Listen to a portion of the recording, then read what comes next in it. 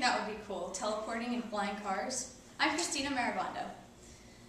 Today, when I heard that we had to do our persuasive speech and we had to pick our topics, I got really nervous because I wanted to pick something that I knew about and something that was important to everybody. So I thought like maybe I knew makeup and hair, so I could do a topic about that. But then I realized that half the class probably wouldn't be interested in that and wouldn't want to hear about it. So I decided against it, and I was trying to find something that was important to every demographic, something that was meaningful, and something that could hold somebody's interest.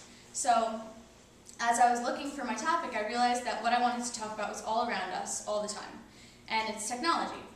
So I want to talk to you, I'm not going to talk to you guys about why I think technology is good or why I think technology is bad.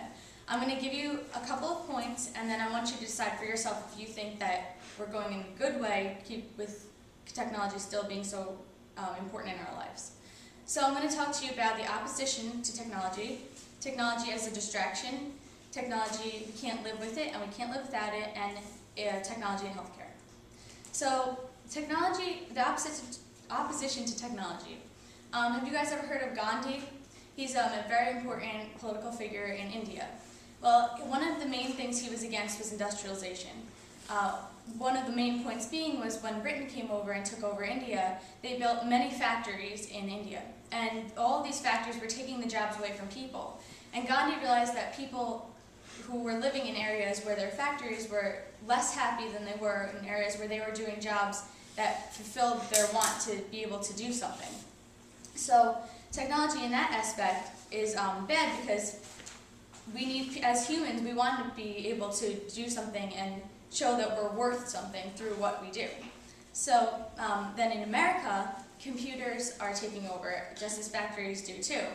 On computers, like for example, I called New Jersey Transit earlier today. I was on the phone with them for about 10 minutes, and I was just trying to get in touch with a person, just to speak with somebody, and I couldn't even talk to somebody because it was just a recording.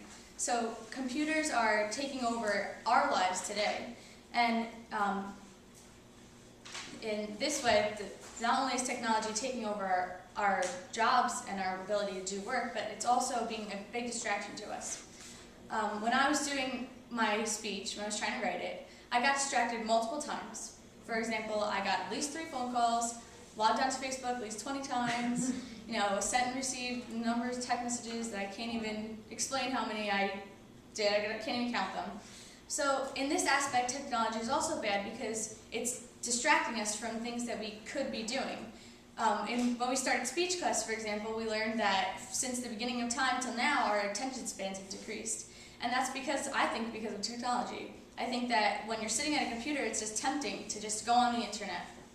But with technology, you can't live with it, but you can't live without it.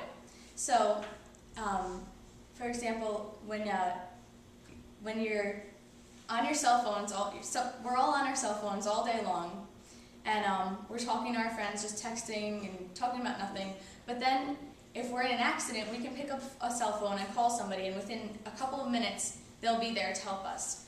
Or if we were researching for our project, for this speech, then we were looking online and we were looking for information, we stumbled across something that had nothing to do with this subject maybe. But in the same instance, we learned something new.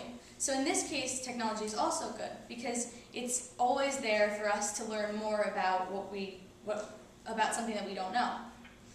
And also, technology is important in healthcare. In certain, technology is always advancing. So in sicknesses and diseases, technology is always finding cures or ways to help people prevent themselves from getting sick. For example, chemotherapy, it's only been really founded since 1950, but just in that short amount of time, we've already advanced so much. Like, for example, I know that all of us in this room have been affected somehow by somebody who's had cancer. I know me personally, my mom had cancer, but she had chemotherapy and now she's cured. So in this aspect, technology in the medical world is advancing all the time, and it's finding ways to cure people and keep them healthy. And then, so my last point that I want to say is that technology is is always advancing, and it's infinite. We're never going to find an end to technology, so we're always going to find something that's bigger and something that's better. And if we do, then someday maybe we will have flying cars and be able to teleport.